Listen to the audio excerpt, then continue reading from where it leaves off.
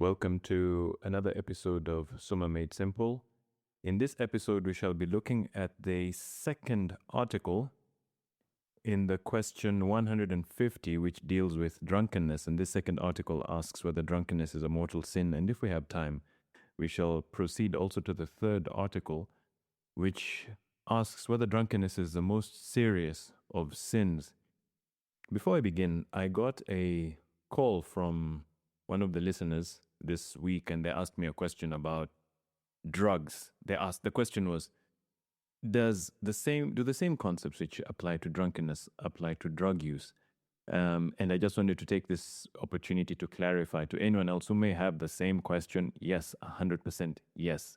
It's because at the end of the day, alcohol is a kind of drug. When it's used in excessive quantities, it has a drugging effect. So it's considered a drug, right? So everything which we said in the last episode about alcohol applies equally to narcotics and opiates and whatever else, whatever other drugs there are out there. It applies equally to them.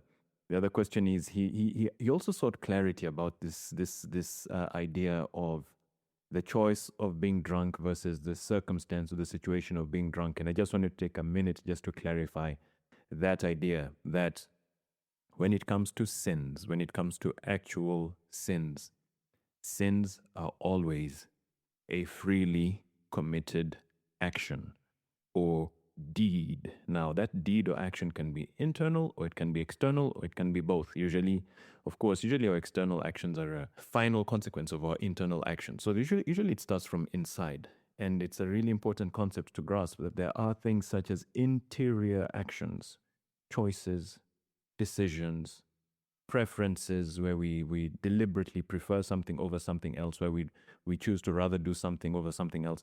Those are examples of internal actions which are freely taken, and that's where sin is found. So sin isn't found in a situation or a circumstance. It always has to do with an action. So let me give you an example of a typical teaching of the church, which is a bit difficult to understand. If a man is living with a woman who he's not married to, is he committing a sin or not? Well, as if you've been listening to all these episodes, the answer is, it depends. You should have been able to guess that by now. It depends. Why is this the case? Because, technically speaking, they could be living together as brother and sister and never ever have any intimate relations ever. Granted, that's a very difficult thing to do if a guy is living with his girlfriend, right? Very difficult. Well nigh impossible, but not impossible. So technically, the sin doesn't lie in the fact that he lives with his girlfriend. That's not where the sin technically lies. The sin technically lies in the decision which he took freely to put himself in a situation where he could very easily commit a sin. That's also what's known as an occasion of sin. So it's an upstream thing. It's not a downstream thing. It's an upstream thing. So he made a decision upstream that led him to a situation downstream where he could really commit sins really, really easily. So that's where the sin lies. So similarly, with drunkenness, the fact that a person is intoxicated, is out of control, doesn't know where he is, doesn't know who he is, doesn't know what he's doing, technically, where the sin actually lies. Because when he's in that situation, remember, he doesn't have free will. He's not making free choices. So there's no sin there. Technically, where the sin lies and what we call the sin of drunkenness is in the decision upstream where he decided freely and deliberately with full knowledge and full consent to put himself in a situation where he could very easily commit a sin, putting himself in an occasion of sin. So drunkenness, from that point of view of that state of not being in control, is an occasion of sin. That's why it's such a serious thing. All of a sudden, you could run someone over and end their lives, put them in hospital, and have no clue what you did. So it's an occasion of sin. So I just wanted to clarify that really quickly before we go into the second article, whether drunkenness is a mortal sin. Now, I'll jump the objections and I'll get to some of the objections as we go to the reply of the objections, but I just wanted to immediately jump to the body of the article, or rather where St. Thomas says, he gives his answer. Whether drunkenness is a mortal sin, of course, you can already suspect that the objection will say, it would seem that drunkenness is not a mortal sin. In other words, it's not a serious, serious sin which expels the Holy Spirit from one's soul. It's something less. But this is what St. Thomas says.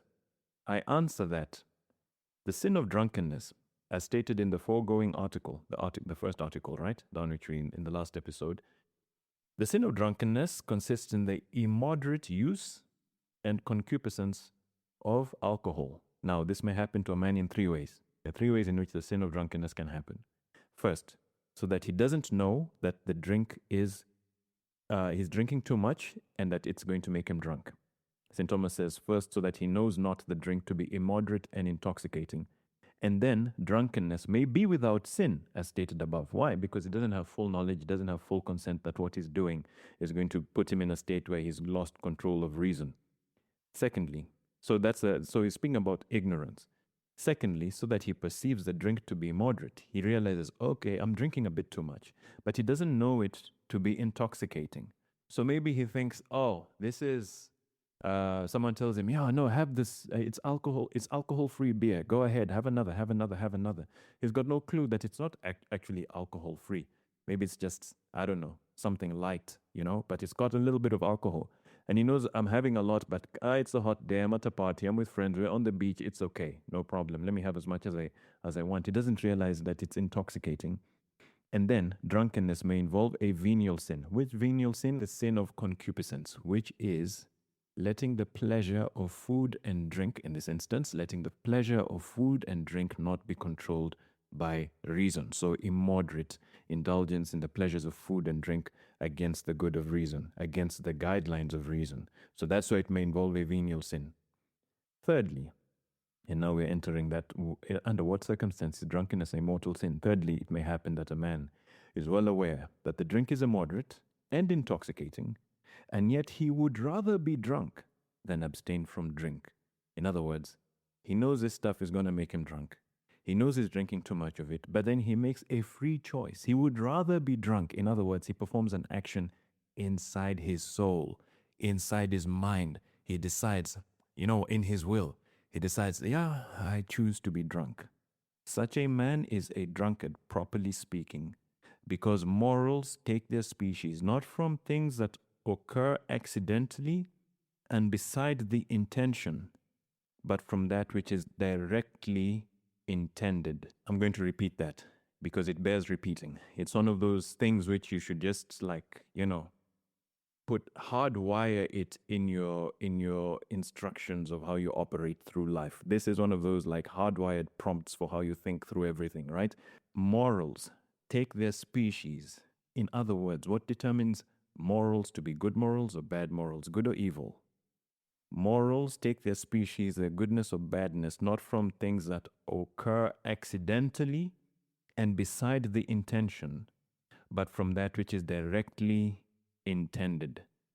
So in other words, the moral life is the life of the will. This was a definition which I remember in high school, we were given this definition by our religion teacher. The moral life is the life of the will.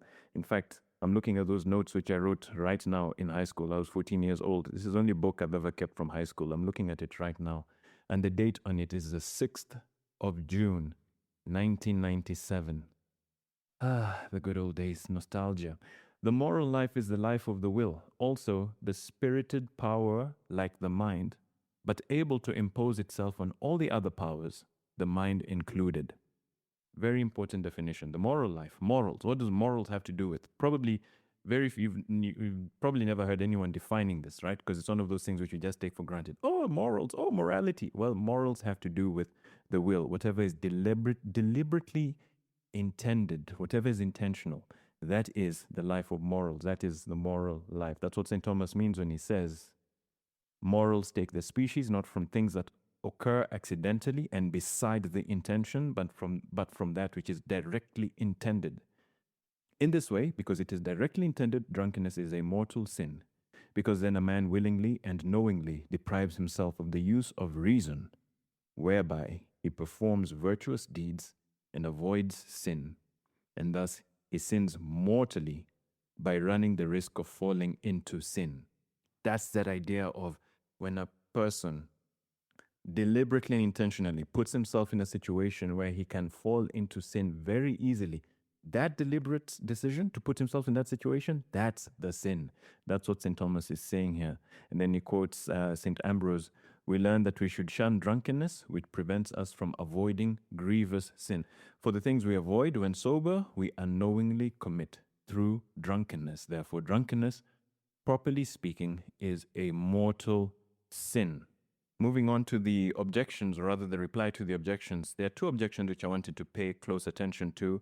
But, looking at them again, I realized that basically the same idea is alluded to, where the objections are pointing to situations where a person doesn't actually fully make a deliberate decision to be drunk. So the first objection says it would seem that drunkenness is not a mortal sin, for Augustine says in a sermon on purgatory that drunkenness, if indulged in assiduously, is a mortal sin. Now, assiduity denotes a circumstance which does not change the species of a sin, so that it cannot aggravate a sin infinitely and make a mortal sin of a venial sin as shown above. In other words, assiduity, doing something with tremendous deliberate intentionality behind it. That's not the act itself, but a circumstance to do with the act, the state in which you do the act. So that's not actually a mortal sin. But St. Thomas says, no, on the contrary, assiduity makes drunkenness a mortal sin, not on account of the mere repetition of the act, but because it is impossible for man to become drunk assiduously, that's deliberately, intentionally, with force, with repetition, over and over and over again, without exposing himself to drunkenness knowingly and willingly, since he has many times experienced the strength of wine and his own liability to drunkenness. So again, he's coming back to that point of knowledge. If you know this thing is going to make you drunk and you still go ahead and do it, that's why you start entering the realm of mortal sin. And the second objection is actually in a very similar vein. Augustine says, in the same place, whenever a man takes more meat and drink than is necessary, he should know that this is one of the lesser sins. Now, the lesser sins are called venial. Therefore, drunkenness, which is caused by immoderate drink, is a venial sin. And St. Thomas answers, to take more meat or drink than is necessary. Yes, it does belong to the vice of gluttony, which is not always a mortal sin, but knowingly to take too much drink to the point of being drunk is a mortal sin. Hence, Augustine says in Confessions, drunkenness is far from me. Thou wilt have mercy that it come not near me, but full feeding sometimes hath crept upon thy servant. Moving on to the third article, whether drunkenness is the most serious of sins, whether drunkenness is the gravest of sins. Again, let's just read the first line from one of the first objections, just to give us a lay of the land. It would seem that drunkenness is the gravest of sins. So immediately we get that sense. All right, so drunkenness is a mortal sin, but is not the most serious of the mortal sins. Why is this the case? Let's jump to St. Thomas's response to this. I answer that, and here this article, it's very brief, but there's some gems here worth remembering, right? Whether drunkenness is the gravest of sins, the objections say, no, it is the gravest of sins. It's the most serious of sins.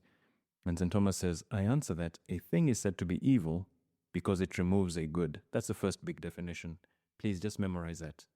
The definition of evil. A thing is said to be evil because it removes a good. This has so many implications. The most obvious of which is that good always precedes evil. Good always precedes evil. Evil, in a way, is the corruption, the removal, the destruction of good. Good always precedes evil. A thing is said to be evil because it removes a good. Wherefore, the greater the good removed by an evil, the more serious the evil. So there's a gradation of good things. You've got the highest good, higher goods, and lower goods. So the greater the good removed by an evil, the graver the evil. Now it is evident that a divine good is greater than a human good.